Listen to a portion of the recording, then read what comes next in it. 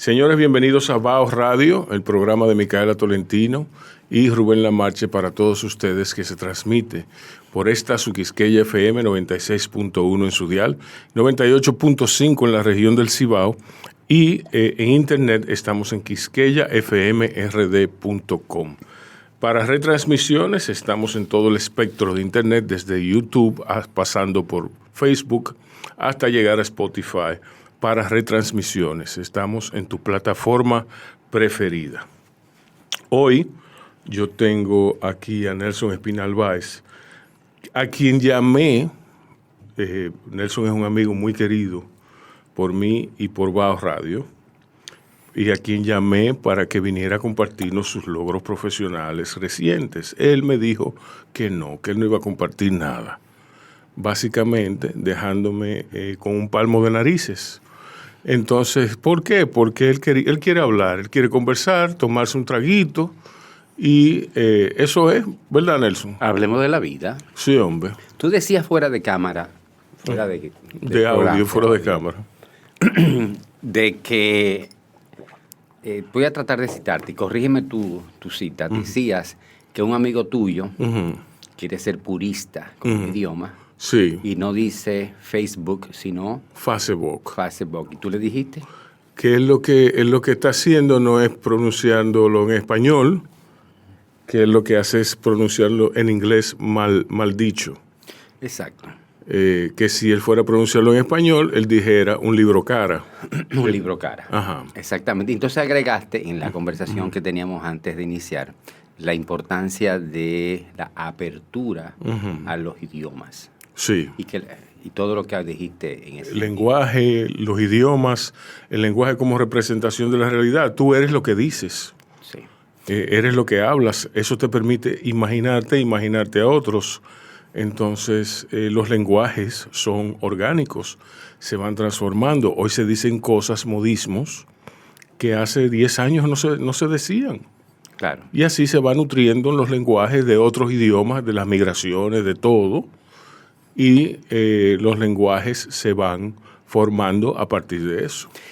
Quiero conectar esa conversación que teníamos antes del audio con el tema de la política. Tú dirás, ¿y qué tiene que ver una cosa con la otra? Mira, una de las esencias de la democracia occidental es precisamente eso que tú acabas de describir. La democracia occidental es la capacidad de incluir otras culturas, otras ideas, otras visiones a la construcción de una sociedad. Sí. Esa es la esencia de la democracia occidental, que va más allá de la estructura de poder ejecutivo, poder judicial. Exacto. Es una visión, es una cultura de inclusión de otras visiones, de otras acepciones y de otras interpretaciones. Por eso lo que tú has dicho tiene una importancia trascendental con el tema de la política y la visión de sociedad que queremos. Una sociedad que incluya otras culturas, eso es democracia occidental. Sí, tienes razón. Pero yo te iba a decir también, como complemento del pensamiento, que es precisamente en las clases desposeídas, en las clases marginadas, en las clases vulnerables, donde el lenguaje, el idioma, se transforma con mayor voluptuosidad, con mayor cuerpo y con mayor coherencia. Es en ese cuerpo de gente que ignora muchas cosas, donde el lenguaje, y precisamente porque las ignora, porque no conoce las etimologías, no sabe cómo expresarse, es donde el lenguaje y el idioma se transforman con mayor frecuencia. Interesante. Por lo pronto se convierte en cotidianidad. Exacto. ¿Por qué? Porque ellos se ven en la necesidad no solamente de salir a la calle a vender maíz sancochado, a vender dulce de coco, a vender drogas, porque hay que decirlo. Sí. Ellos tienen la necesidad de transformar su lenguaje y para adaptarlo a su realidad. Es cierto. Entonces, de ahí viene la agresividad, de ahí se desprende, no de ahí precisamente, pero se desprenden una serie de elementos que componen su universo. Sí, es muy cierto. Es muy cierto. Y ese universo lo están co-creando con el lenguaje. Exacto. Lo están exacto. co-creando. O mejor todavía, ellos lo crean, el lenguaje lo refleja. Ambas. Me permites. Sí. En la semiótica se habla de las 3 acepciones de la comunicación. Sí. El aspecto descriptivo, Sí. que es lo que hemos hablado, la expresión como tal, la expresión de esto es una botella. Tú estás diciendo, tú puedes describir la botella. Esta es una botella color marrón, que tiene un embudo aquí, que tiene un pegamento de esta forma. Ya tú tienes una etiqueta, una segunda todo acepción, eso, una etiqueta. Una profundidad de la expresión que es una descripción. Pero a la vez tiene una tercera acepción, que es creativa. Toda comunicación es creativa. Tú como vinculado a la comunicación en el sentido profundo del término, la comunicación estratégica, tiene la gran virtud de crear nuevas realidades.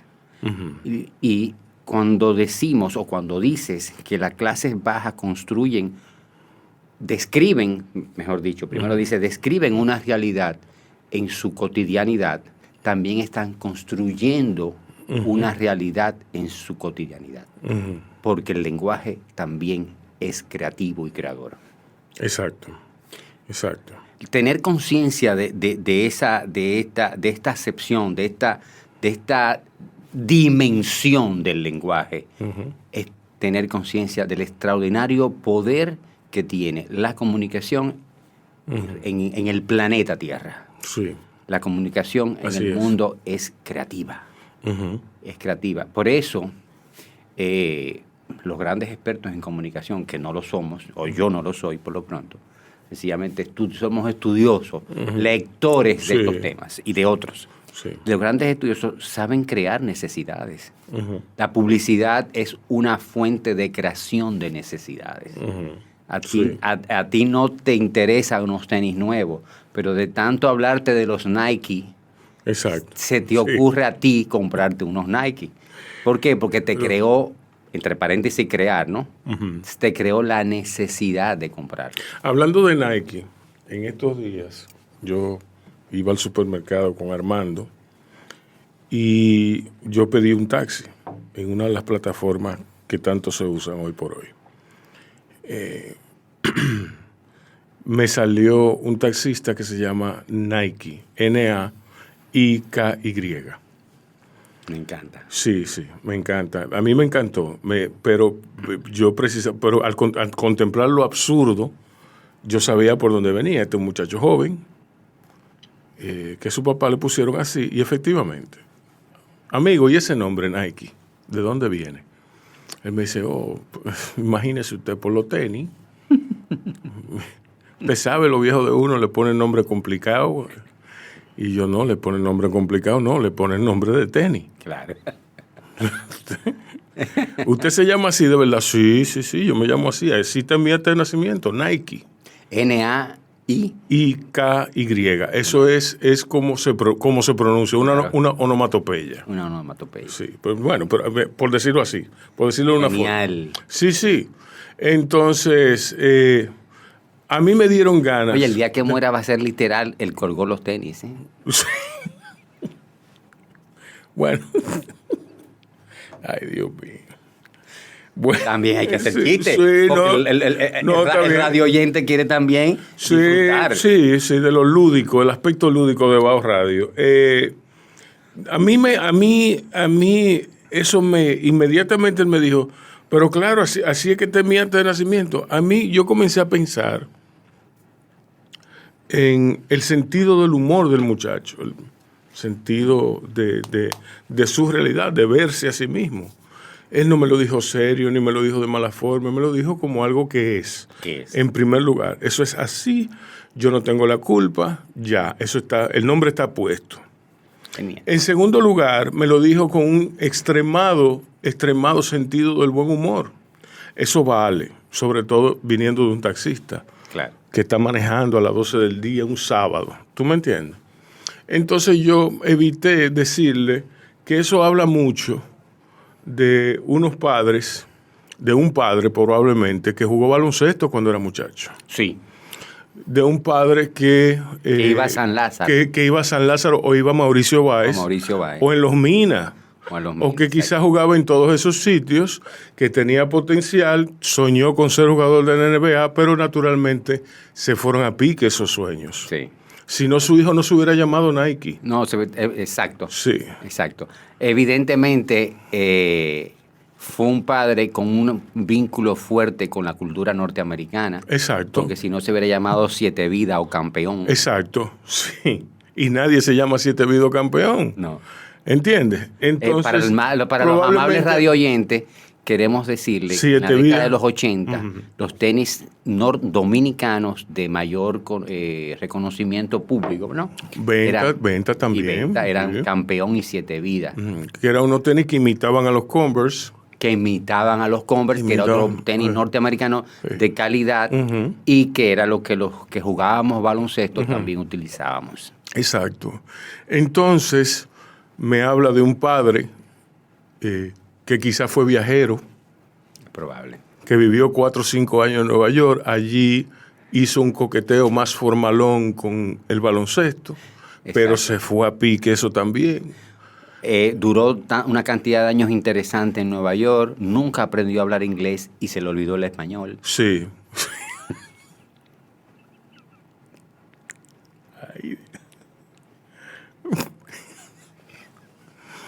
Entonces, de ahí se bifurca la historia, se bifurca. Fue un hombre que trabajó, que estuvo en la esquina o que... Así es, y ahí nace ese nombre y esa persona. Exacto, Nike. ¿Tú me entiendes? El aburrido de los Ricardo, de los Antonio, de los Rubén, de los Nelson. Le puso Nike. Le puso Nike. Creativo. Sí. Creativo. Sí. A mí me gustaría, perdí esa oportunidad, evidentemente, a menos que la fortuna me regale otro viaje con Nike, de preguntarle su segundo nombre. Sí, debe ser interesante. Sí, para ver si era Converse. O Pony. O Pony. Sí. Sí. Sí. Pero eso me dice a mí, fíjate cómo esa palabra, Nike, me ha hecho disgregarme y armar toda una historia alrededor de Nike. Y ahí venimos con el tema original, el lenguaje, la comunicación. Has construido lo más importante de la comunicación, un relato. Exacto. Y la vida es la construcción de relatos. A partir de ese relato que tú has hecho, de ese taxista o ese uberista, no sabemos qué, de ese, y cómo con ese nombre hemos desarrollado con tu líder, con tu conversación en este momento, un relato. Al final la vida se construye de relatos. Sí. Por eso la comunicación es constructora, creadora de la vida. Pero parece ser, Nelson, que nos damos cuenta recién. Y ahora que sale Storyteller, el storyteller siempre ha existido. Yo soy un storyteller. Desde la Edad Media, perdón. Sí. La Edad Media, perdón. Desde la Edad Media no, desde antes de la Edad Media. Gracias. Desde que el mundo es mundo, desde la cueva de Altamira hay un storytelling. Sí, dime. Correcto. Eso es que desde el origen de los tiempos ha habido historias de relatos, ha habido relatos. Y son en base a esos relatos que se construyen las historias del planeta, del mundo. Sí. Total. Entonces, a mí por ejemplo, una anécdota que yo siempre hago con mis estudiantes de escritura creativa es que el mundo de la poesía siempre ha estado engalanado por una serie de delincuentes. ¿Entiendes? Tú tienes a Homero Pumarol, aquí, ¿verdad? A Homero Pumarol, Fran Báez, pero había François Villon, ¿entiendes? Y lo digo en el sentido figurado y en el sentido literal. François Villon es un poeta francés del siglo, qué sé yo, de los más antiguos. Y él contaba, iba trovando, él contaba las incidencias de un pueblito a otro de Francia. Eso, ahí se me abre el cerebro y me comienza a rondar la cabeza la noción más primitiva de, primero, un storyteller, ¿verdad? Como dicen ahora, palabra que no me gusta, pero también me ronda la cabeza un periodista y también me ronda la cabeza un constructor oral, un narrador oral de ficciones. ¿Por qué? Porque él iba con su guitarra, entonces él le cantaba a la gente lo que había acontecido en la villa anterior. Entonces él iba cantando, bueno, estamos aquí con Nelson Espinal Báez, que su hija quedó embarazada por fulano de tal. Exacto. Entonces eso es la parte chismográfica. Pero también él decía, Nelson Espinal Báez es asambleísta del pueblo tal, de Francia, de Villon, de Villon no, de Durville, y entonces vino fulanito de tal y le dio un golpe de estado, y ¿tú me entiendes? Exacto. Entonces ahí se construía toda una realidad. Entonces ya los habitantes de ese pueblo, de esa villa, sabían si ponerse ansiosos o cómo reaccionar. ¿Tú me entiendes? Pero él también fue un gran poeta. Y también fue un gran ladrón que se pasó la mitad de su vida preso. ¿Tú entiendes? El paralelo. Claro. Es decir, el comunicador, el preso, el poeta. Genial, genial. Yo diría el comunicador, el ladrón que termina preso, sí, el poeta. Sí. Y es que el ladrón es un poeta de la realidad. Sí, es así. Sí, pero es un comunicador. Y es un gran comunicador. Sí, señor. Sí, señor. Así mismo. Sí, continúa con tu disquisición sobre la comunicación, el poeta y el ladrón. El verdadero ladrón. Los poetas, el buen poeta es delincuente. Bueno, es capaz de construir sueños. Sí. Es capaz de expresar una realidad invisible, sí, a los ojos del ser humano común, ¿no? Y en ese sentido es... Tú has captado elocuentemente lo que yo quiero decir con delincuente. Sí, pero claro. Espero que el radio oyente no malinterprete. No malinterpreten. No. Es que estar diciendo, cotidianidad, eres demasiado dura para verla como es. Déjame crear este relato. Este relato. Para robarle la rudeza a la cotidianidad y crearnos un sueño. Un sueño de amor, un sueño de desamor. Exacto. Un sueño, en el sentido de una ilusión. Una ilusión. Sí. Yo siempre he dicho, y le hago una siguiente pregunta una pregunta de reflexión. ¿Qué pesa más? ¿1 kilo de acero o 1 kilo de paja?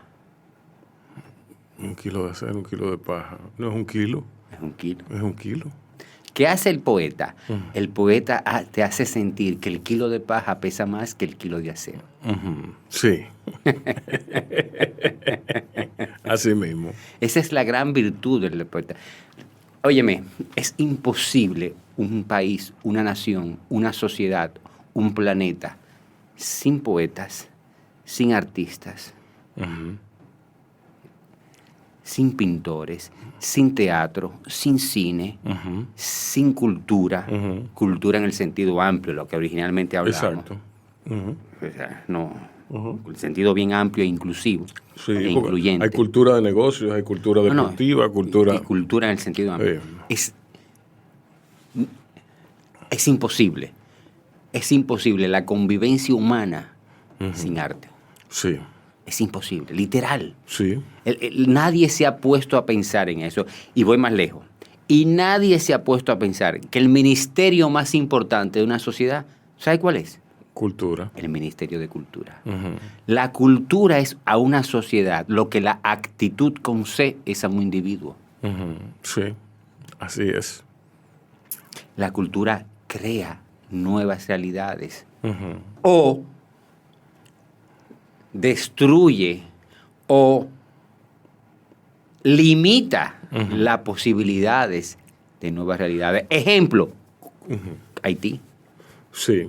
Su cultura, en el sentido amplio del término, los autolimita versus la cultura de quien tú quieras.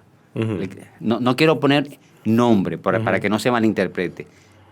La cultura de un individuo, la cultura de una sociedad es capaz de crear prosperidad, abundancia, confianza o pobreza, marginalidad, desconfianza. Exacto. Mira, en ese sentido, yo te puedo decir, la proverbial promoción de la ignorancia aquí, en este país, de parte de tanto de gobernantes como de profesores, de maestros y de todo. Maestros que tienen un par de anteojeras, ¿entiendes? Y yo te lo digo porque yo he estado en el campo, en campos. Yo una vez estuve en Cabral, por ejemplo, y allí había una escuela, que no voy a decir el nombre, donde yo iba un jueves y me decían, no, el director está junto con la mitad de los profesores en reunión del gremio en Barahona. Y yo decía, pero eso es un jueves y mañana no hay clases. Qué horror. ¿Tú me estás entendiendo? Qué horror. Exacto. Donde los niños no leen, donde no hay un objetivo común. Eso es lo que yo llamo, permíteme, una visión proletaria de la docencia. Sí. No una visión inspiradora, no una visión transformadora de la docencia. Sí. Tenemos que sindicalizarnos para articular nuestros intereses del sindicato versus tenemos que elevar la excelencia de la enseñanza y que como vía de consecuencia vengan los emolumentos, vengan los derechos. Exacto. A mí como maestro, a mí como profesor.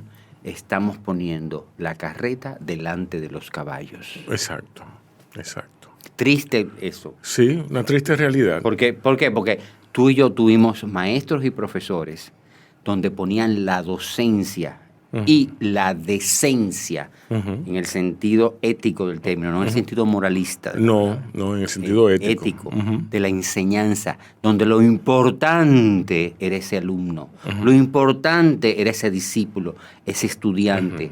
Lo importante era esa enseñanza, esa impronta que tú dejabas en tus estudiantes. Y a ese emolumento, ese derecho, ese sueldo, esas vacaciones que venía como parte de tu docencia, era como el resultado posterior. No era lo principal. Sí, así Entonces, es. esa vocación de enseñanza se pierde cuando ponemos la visión sindicalista delante de la visión, de la docencia, de la enseñanza de un auténtico maestro. Así es. Entonces, yo que me pasé viendo esas realidades 1 año y pico, on and off, como dicen, me quedé, eso me abrumó. Alcanzó el punto cimero, el punto más alto, y fue en Villa Duarte, donde yo fui a una escuela, no recuerdo su nombre de la escuela, pero sé dónde está. Y allí habían unos chicos discutiendo. Y yo, o sea, me ganaron, Nelson. Me ganaron, así como te lo digo. Fue una cosa espectacular. Empezaron 2 a discutir y eventualmente se fueron uniendo los otros. Y eventualmente el curso entero estaba discutiendo. A mí lo que más me chocó fue la discrepancia entre el nivel del discurso y la edad de los niños. Genial. ¿Tú me entiendes? Fue una cosa pasmosa y fue una cosa sobrecogedora, donde ellos me ganaron. O sea, ellos gritaron más que yo. Hubo un momento en que yo estaba gritando con ellos. No fue argumentativo, entonces. No, porque yo trataba de calmarlo. Pero mientras yo calmaba a uno, surgía una explosión de violencia de este lado y surgía otra explosión de violencia de este lado. Y yo perdí el control. Lo admito. Wow. Lo admito. ¿Eso fue en qué año? Eso fue en 2016. ¿En dónde? En Villa Duarte. Algo así. Por los Mameyes, por ahí.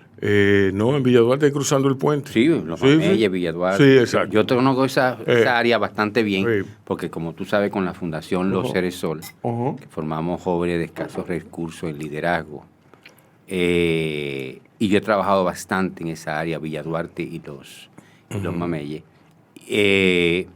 Conozco muy bien. ¿En qué politécnico o dónde? No, recuerdas? fue una escuela que está ahí al fondo de una calle ancha. ¿No fue una escuela de fe y alegría? No. Ya.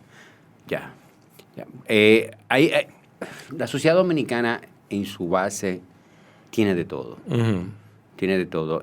Soy de opinión y he trabajado en barrios, que he trabajado en comunidades, que nos gusta estigmatizar a la clase económicamente menos pudiente, y creo que no. Uh-huh. Creo que hay de todo. Uh-huh. Creo que en efecto hay mucho muy permeado por la cultura de la violencia, por la cultura de la permisividad de esa permisividad que abusa con el derecho de los mismos jóvenes. Ajá. Para usar una palabra bien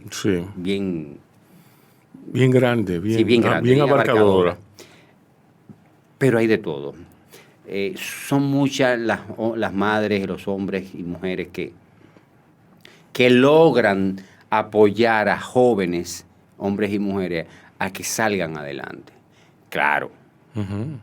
Es un espacio geográfico, demográfico, cultural, sociológico, uh-huh, que tiene dentro de su casa una cultura de violencia, uh-huh, y una estructura de violencia. Uh-huh.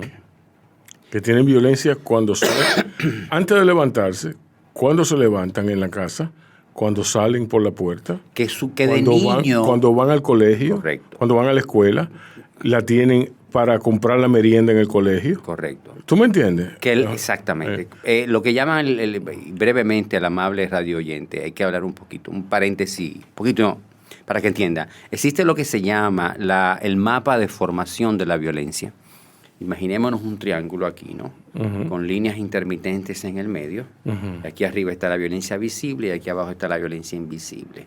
La violencia visible es la que se ve, la que sale en los telediarios, uh-huh, en la prensa. Exacto. Pero aquí abajo hay dos fuentes de violencia, la violencia cultural y la violencia estructural. Uh-huh. La cultural y la estructural son fuentes de violencia que se ven, que salen como noticia. Uh-huh. La cultural, el padre que no le da dinero a la hija, a la esposa, y se lo bebe, no se le da dinero a la esposa para la leche de los niños, se lo bebe. Sí, para poner un ejemplo inofensivo. Por eso es violencia cultural. Sí. Y estructural... el padre que llega prendido o borracho o sencillamente cansado y le dice que a la mujer que no se va a comer eso porque eso es porquería. Y se acuesta. Ni siquiera sin tocarla, Sí. Eso es violencia cultural. Exacto. Y la violencia estructural... Uh-huh.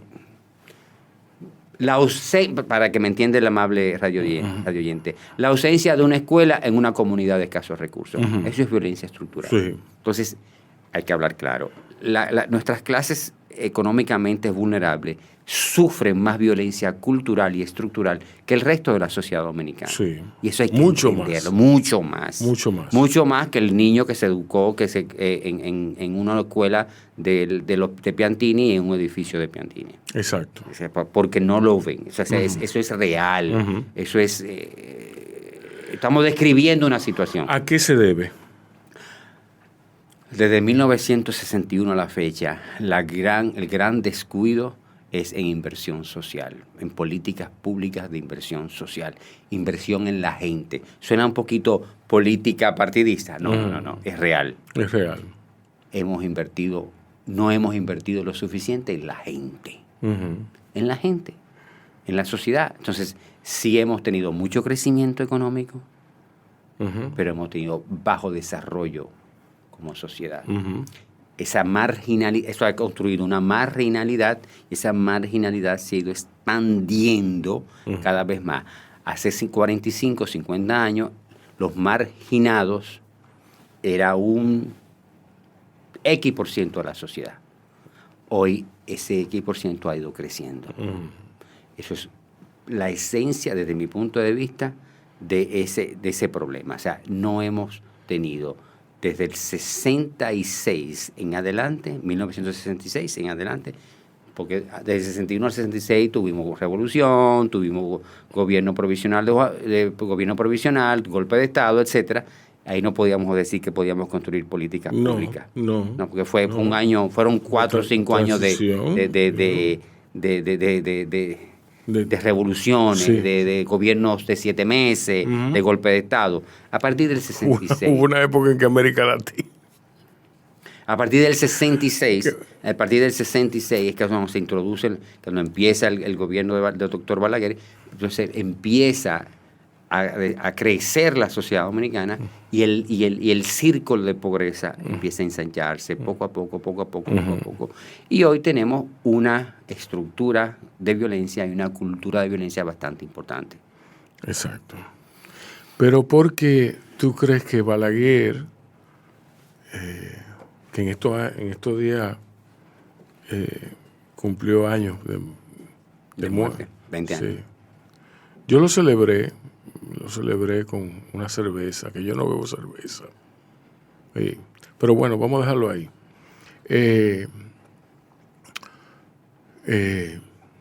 ¿A qué tú crees que se debe? ¿Qué? Ese círculo de pobreza que se va ensanchando. Tradicionalmente. Balaguer. Yo no estoy culpando un gobierno, estoy culpando una política. No, un gobierno es imposible. Pero eso, no, porque eso va más atrás. Sí. Va más atrás, sí, con Lilis. Sí. Y luego con Trujillo.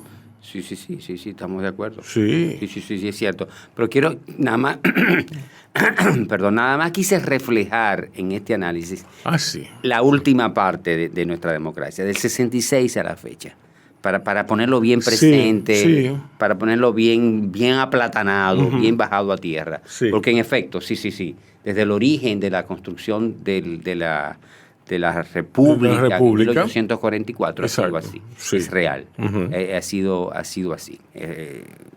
Totalmente de acuerdo. Pero quise solamente traer del 66 en adelante. Nelson Espinal va a estar con nosotros. Él es una persona muy importante. Y permíteme decir esto, Nelson, porque Nelson es un tipo que ve muy claro. Y Nelson me entiende a mí. Hay veces cuando ni yo mismo me entiendo. O sea, a lo que me refiero es que Nelson es una persona que sabe escuchar a su interlocutor.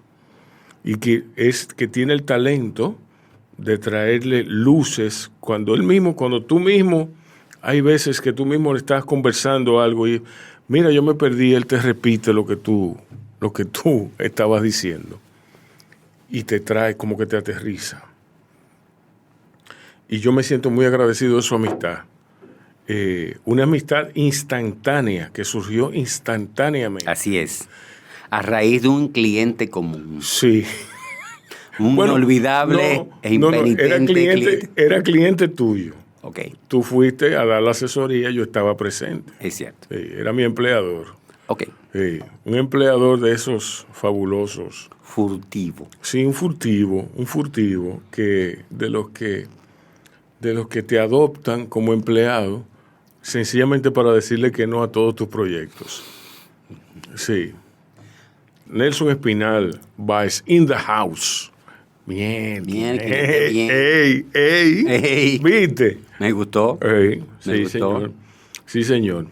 Nelson, ¿qué fue primero? ¿El huevo O la gallina. o la gallina? Sí, sí, sí. ¿Qué viene primero? ¿El saber o el sentir? Wow, qué buena pregunta. Nadie sabe sin el sentir. Sí. Sí. Te respondo de esa forma. Nadie sabe sin el sentir. Es el sentir lo que te hace saber. El saber intelectual tiene una función, pero el verdadero saber se da con el sentir. Y como nadie más puede saber tus sentimientos, Tú sientes. únicamente. Es el sentir lo que te permite profundizar en el conocimiento, vivir el conocimiento, ser el conocimiento. Sin el sentir no hay saber. Sin el sentir solo hay información intelectual. Sí. Así es. De ahí se desprende. No estoy diciendo que es malo el saber intelectual. Estoy describiéndolo No, solamente. es otro tipo de conocimiento. Sí, un tipo de conocimiento muy específico. Por eso las metodologías de enseñanza más poderosas son aquellos que... Sensoriales. Un lecture, Ajá. una charla, una conferencia, un ejercicio que tú vives la charla, el lecture, Sí. y el famoso debriefing. Lo voy a decir en inglés porque lo quiero para que el radio oyente lo profundizar. La explicación, cómo jugaste el juego, cómo tomaste decisiones, cómo ¿Por qué decidiste- ¿Por qué las tomaste? ¿Por qué la tomaste? ¿Qué pasó en tu proceso de toma de decisión interna en tomarla? ¿Qué sentiste? ¿Qué percibiste? ¿Qué conexión neuronal se dio en ti para tomar esa decisión? Entonces, ahí viene el verdadero conocimiento con C mayúscula. La metodología de enseñanza poderosa es aquella que tiene, repito, el lecture, la explicación, la conferencia, la charla, el ejercicio X sobre esto, y ese análisis de cómo tomaste decisiones haciendo este ejercicio y vuelves a la teoría. Ese círculo virtuoso, ese círculo virtuoso Sí. es el que se da el verdadero conocimiento, porque baja al sentir, baja al proceso de cómo tomé decisiones en base a esta explicación extraordinaria que me dio el profesor X, cómo yo tomé decisiones y cómo yo viví ese proceso de toma de decisiones. Exacto. Por eso, desde mi punto de vista... O sea, la experiencia del proceso es más importante que el destino. Totalmente. Es el viaje. Es el camino. Sí, es el camino. Lo que importa Camino es el del camino. héroe de Joseph Campbell. Exacto, el camino del héroe. Campbell. Sí, como tú. Esa es la esencia del conocimiento con C mayúscula. Ahí es que está la clave. Sí. Lo otro es información intelectual. Información intelectual. ¿Que ayuda? No estoy diciendo que no. Pero no lo es todo. No lo es todo. No lo es todo. No lo es todo. Sí. Tú tienes que saber leer entre líneas, tú tienes que saber. Que es como la gente que me dice que no, porque eso está en Google Analytics. O sea, sí, está bien. Perfecto. Ahora analízamelo. Exacto. Analízamelo. Y esa capacidad de conectar esa información con la realidad, con la cotidianidad, con la situación X o la situación Y. Ese es el conocimiento. Cuando Sí. tienes esa capacidad de conexión, que tú dices, ¿qué está sucediendo aquí? ¿Por qué está sucediendo esto? Mira que es esa conexión, ahí es que está lo grande del conocimiento. Lo otro es ego trip, viaje de ego. Sí, sí. A mí me pasó una cosa muy delicada, muy delicada, entiendo yo, y viéndolo en perspectiva. Yo no leía, yo vengo de una familia de lectores. Yo no leía hasta que tuve algunos 18 años. La gente se asombra Pero era que mi mamá se tardó, o no mi mamá, yo se la puse difícil sin saber a mi mamá. Los padres siempre quieren como que uno emule las cosas, los imite, les siga los pasos, porque basado no es por egoísmo, ni es que sean... Los padres simplemente desean enseñarnos las experiencias maravillosas que han tenido en sus vidas. Y tratar de evitarnos las malas experiencias que ellos vivieron. Exacto. En eso hay que estar claro. Y eso yo siempre se lo digo a Rebeca y a Lo hacemos con nuestros hijos. Exacto. Entonces, ella siempre me daba libros, que la Odisea, que un libro de Tarzán, que Calimán, y a mí nada me satisfacía, nada me llenaba. Yo nada lo terminaba porque no me identificaba con ello.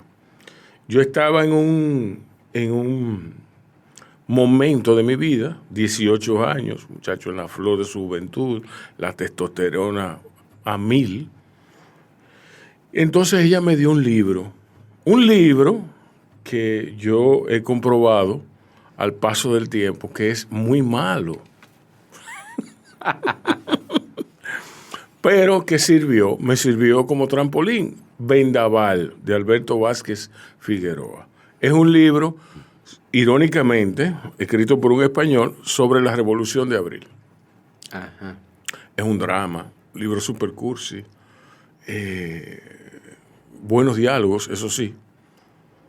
Pero es un libro maniqueo, porque es un libro que no fue escrito, que se nota que no fue escrito presencialmente, que el tipo no estuvo aquí.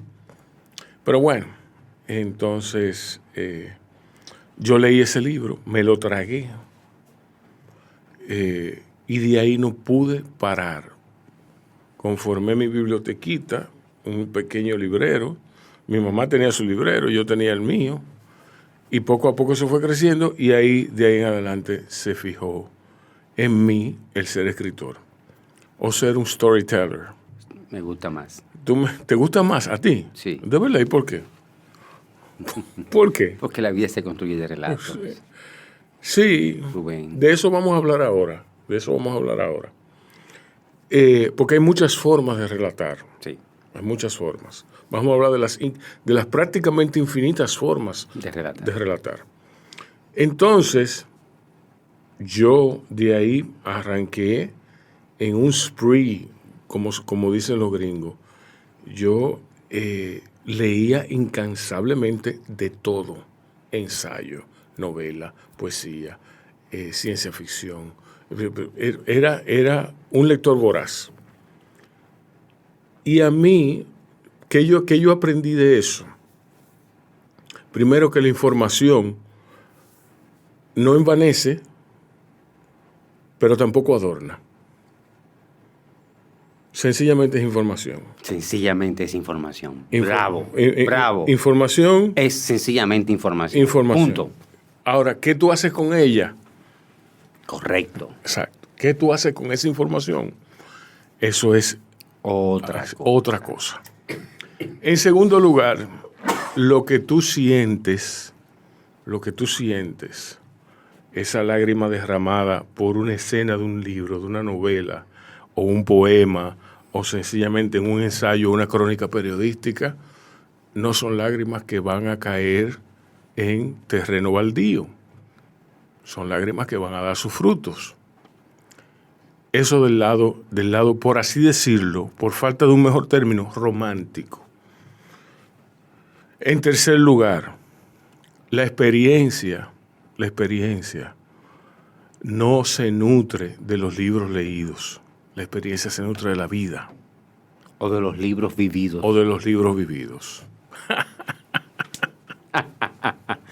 La experiencia se nutre de los libros vividos. Eso me recuerda, me acuerdo un título, doy por vivido todo lo soñado. Sí, todo lo soñado. No me acuerdo de quién era. Tu autor predilecto, Corín Tellado. Sí. Señores, hay que hacer El chistes. Shakespeare de la modernidad, de El Corín Shakespeare Tellado. sí. Sí, Corín Tellado es Shakespeare de la modernidad. Así es. Así mismo. Tú sabes que en Mira. días pasados tú publicaste algo en tus cuentas de Facebook. Ujú, Muy interesante, muy interesante. Que yo quiero, si me permites, ujú, sí, sí. retomar. Yo voy a buscarlo ahora. Tú pusiste en tu cuenta, en tus cuentas, ¿no? Ujú, Una escalera. ujú, sí. Mito, magia, religión, filosofía, sentido común. Una escalera harto rebatida en Facebook. Pero también subrayaste Sí. Latinoamérica. Mito, magia y religión. Ujú, Y nadie se enfocó en ese tema. sí. Y la esencia de ese mensaje, si me permites, que tú dijiste fue, ¿cuáles son los mitos en que nos apoyamos como América Latina? Ujú, ¿Cuáles son los mitos inconscientes ujú, que nos apoyamos como nación, Ujú. como cultura en Ajá. América Latina? ujú. Creo que nadie se tocó el tema desde esa perspectiva. Y quiero conectarlo con lo que tú me acabas de compartir. Son los mitos los que construyen la cultura. Volvemos al tema original de la conversación. Los mitos de gloria, los mitos de guerra, los mitos de emancipación, los mitos de cultura, los mitos de triunfo, los mitos de éxito. Tú tienes por ejemplo, tú tienes Estados Unidos de América, cuyo mito es The American Dream. ¿Qué es el American Dream? Es el comunismo burgués, donde todos nos parecemos, donde todos tenemos cultura de mall, Ey. donde todos tenemos una casa, una televisión y el estéreo o el Spotify, y todos tenemos el carro, con Un muchas carro. deudas, O dos carros. con muchas con muchas deudas, ahogándonos en deudas. Entonces, ese es un mito. Ujú, Tenemos el mito del pobrismo en América Latina. El mito del pobrismo, que solo el pobre llega al reino de los cielos. ujú, Entonces, tenemos ese mito en el cual se construye una realidad. Ujú. En la dicha realidad, la pobreza es dignificante. ujú, Tenemos otros mitos en Europa, tenemos otros mitos en Medio Oriente, ujú. tenemos mitos de todo tipo. Cuando tú publicaste eso, nadie se ocupó de ver el punto focal, que el primer escalón era el mito. Ujú. Y sobre ese mito o esos mitos Ujú. es donde se construyen las realidades. ¿Cuál es el mito en República Dominicana versus cuál es el mito en otra nación? Exacto. Ahí estuvo la esencia de tu publicación. Ujú. Exacto. Qué bárbaro. Mira, a mí me asombra la capacidad de nosotros de canibalizarnos. O sea, observando yo, en estos días iba para Santiago, para La Vega, perdón, que me fui con Luis Graham Castillo a disfrutar de un rico cerdo asado relleno de moro de guandules. Sí, allá en Santo Cerro, muy cerca de tu natal Santiago. Yo nunca me había llevado tan bien con un santiaguero como con Nelson. Sobre todo con un aguilucho. Con un aguilucho, yo no sé para qué tú tenías que... No, es que te voy a decir algo. Los opuestos se atraen. Un liceísta, este programa se va a llamar Un liceísta y un aguilucho. Sí. Conversaciones con el infinito. Entonces... Por supuesto, tú eres el aguilucho, ¿no? ¿Sí? No. Qué malo soy. Mielquina, mira, yo te decía, nosotros tenemos una capacidad a nivel mediano empresarial de canibalizarnos como nadie. nosotros... Primero de imitarnos y después de Exacto. canibalizarnos. Sí, Nosotros, si hay una persona vendiendo aguacates en un semáforo, todos venden aguacates. sí, la imitación. La imitación. Si tú pones un salón o un picapollo en una esquina, eventualmente surgirán 4 picapollos más hacia ambos lados de tu vera. De tu vera. ¿Tú me entiendes? A mí, o sea, eso me llora ante la presencia de Dios. Eso yo no entiendo esa expresión. Pero bueno, ¿hacia dónde va la mediana y pequeña empresa?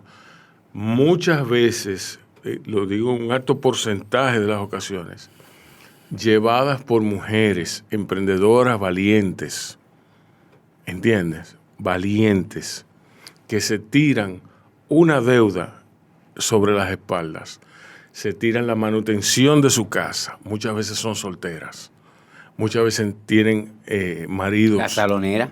Sí. Muchas veces están ahí fajadas con los niños chiquitos alrededor, mientras los maridos están en otras lides, en otros quehaceres, o cuando no tienen marido. Lo cual a mí me parece mejor. Claro. No, y que se casen un viernes por la noche y se divorcian un domingo. Exacto. Y ya. No, y vuelve y se no, casan no. los viernes y se divorcian los domingos. Sí. Es mejor todavía. Sí, sí.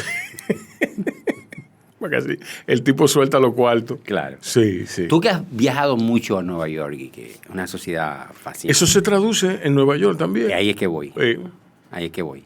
En Nueva York que hay varias cosas que a ti y a mí nos gusta de Nueva York. Una es escoger un taxista para ponernos al día con ellos. Sí. Segundo es ir a Baltasar. Sí.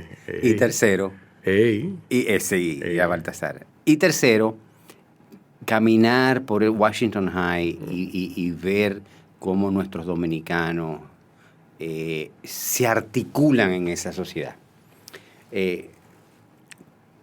Tú tienes la suerte, o más que la suerte, la visión de ir al Metropolitan, de ir al teatro, de ir a la ópera, de ir al jazz y compartir con dominicanos en Washington High y disfrutar la exuberancia de las culturas. Exacto. Que es lo interesante. O sea, te disfruta el Metropolitan, te disfruta el jazz y te disfruta... Pero al mismo tiempo estoy ahí metido y te como un chicharrón en la esquina X. Sí. O un slice de pizza, y lo digo en inglés, Exacto. un slice de pizza de Nueva York que son divinas. Sí.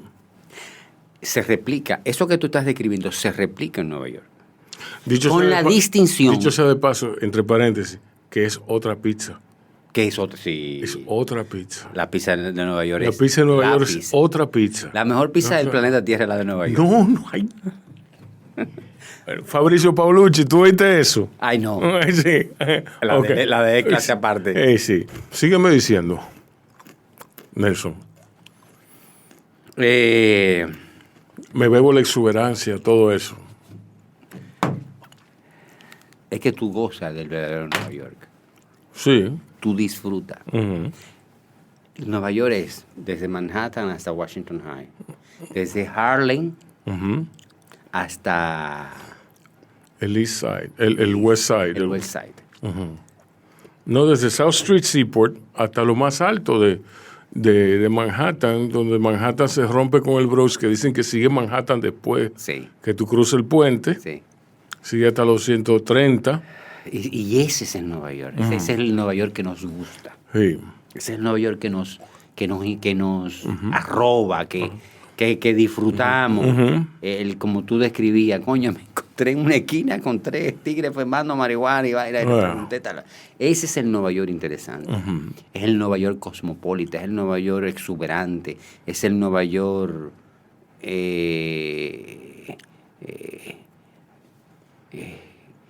lleno de vida, de vitalidad. Vital. El famoso Nueva York que nunca duerme. Ese Nueva York, el dominicano entra allí Y aunque como tú bien explicas y dices que intenta hacer lo mismo como el caso de la salonera, hay un elemento central que la distingue. Sí. ¿Cuál es? Regulación. Vas a abrir el salón, Sí. vas a abrir el salón, vas a ser salonera, vas a imitar a doña Matilde que le ha ido bien con su salón, Ajá. pero lléname estos formularios, pásame estos cursos y después abre tu salón. Ujú. Es decir, existe la cultura de la imitación, Sí. pero con estas reglas. Ujú. Sí. Exacto. Wow, sí, yo no lo había visto desde ese punto de vista. Y esa es la virtud, y nos vamos un tema un poquito más concreto, de rule of law, del Estado de Derecho, de la institucionalidad democrática, de la importancia de la legalidad. Eso. No de la ley, sino de la legalidad, de que se respeten las leyes, Sí. de que se lleven a ejecución. De que esto tiene que ser así, tengas tú $2 millones para poner tu salón o tengas tú $35. Exactamente. Exacto. Esa es la esencia. Vayas tú a ponerlo en este edificio o vayas tú a ponerlo en un zaguán. Entonces, como tú eres... ¿Y qué elemento interesante hay ahí? Que esa que puso 35, pero que es excelente salonera, que es excelente pelando hombres o mujeres o lo que sea, puede hacer esto, mira, crecer. Crecer. Versus a esta visión donde solo con las relaciones yo puedo crecer. Solo con la cultura del compadreo yo puedo crecer. Eso es muy latinoamericano, Sí. querido amigo. Eso es muy limitante de la creatividad humana. Sí. O sea, que tu crecimiento dependa de quien tú conozcas. No estoy diciendo que es malo las relaciones, no estoy diciendo eso. No. Pero que tu crecimiento dependa Exacto. no de tu talento, sino de quien tú conozcas. Eso es puro mercantilismo. Eso es triste. Eso es penoso. Sí. Eso limita la creatividad humana. Así no es. Eso no es. Eso no es. Vámonos un poquito de... Ni renacimiento, ni capitalismo. Sí, sí. Ni renacimiento, ni capitalismo. En el capitalismo en el sentido filosófico del término. Sí, no en el sentido práctico. No en el sentido del capitalismo salvaje, Pues, sino del capitalismo como, Sí. como capacidad de autocreación. en el sentido ideal, En el sentido ideal. no en el sentido realpolitik. No en el sentido original de que, que decía resumen del capitalismo original, aquel que tenga más saliva que coma más hojal, sino en el sentido evolutivo, capacidad creativa. En el sentido Allende, no en el sentido Kissinger. Yo diría en el sentido creatividad. No se deja provocar él, qué vaina. Creativo. Qué tigre este tipo, men. Por eso es que no queremos. Yo estoy buscando desesperadamente con qué joderlo. Y no lo logra. No lo logra. Mira, Nelson, ¿en qué está Ceresol? Bien, creando líderes, formando líderes de paz en barrios de nuestro país, formándolo en su autoestima social y en su autoestima personal, que crean en ellos mismos Sí. y que tiren para adelante. Ya tenemos Ceresol graduado de médico, de abogado, Diablo. o pulpero, o lo que sea. Me escriben. De acuerdo a su vocación. De acuerdo a su vocación y a su bendita me da la gana. Exacto. La palabra me da la gana es lo más bendito que el Sí. ser humano puede hacer. Sí. Y lo quiero decir con todo respeto. Sí. La palabra me da la gana es una de las bendiciones del ser humano. Porque es el libre albedrío. Sí. Y me da la gana no quiere decir que yo voy a estropear tus derechos. No. No quiere decir que yo voy a pisotear tus derechos, sino que voy a seguir mi inspiración. Sí. Háblame de los éxitos que has tenido últimamente. Últimamente fui invitado a Bao Radio y compartí una hora extraordinaria con Rubén Lamarche. No, ya. Si hay algo exitoso en mi vida. Toma mi cartera. Toma, haz lo que tú quieras con eso. Ha sido una experiencia extraordinaria porque hemos compartido por una hora algo que tradicionalmente la gente no compite. Una buena conversación. Una buena conversación, Sí, hombre. entre amigos. Sí. Señores, ha sido Nelson Espinal Báez aquí en Bao Radio. A ustedes, cuídense y cuiden a otros. Abrazos.